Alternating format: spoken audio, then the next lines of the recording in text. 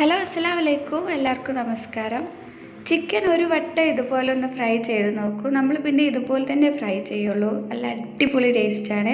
ഇപ്പോൾ നമുക്ക് റെസിപ്പി നോക്കാം.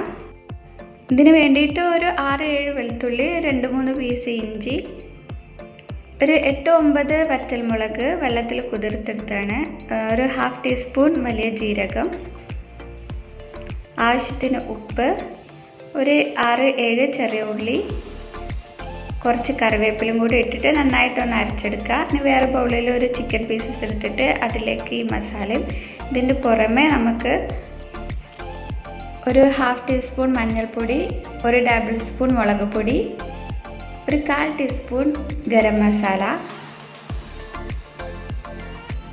2 ടേബിൾ സ്പൂൺ അരിപ്പൊടി, 2 ടേബിൾ സ്പൂൺ വിനെഗറും കൂടെ ചേർത്തിട്ട് നമുക്ക് മിക്സ് ചെയ്തിട്ട് ഇത് ഒരു അരമണിക്കൂർ ഫ്രിഡ്ജിൽ റെസ്റ്റ് ചെയ്യാൻ വെക്കാം.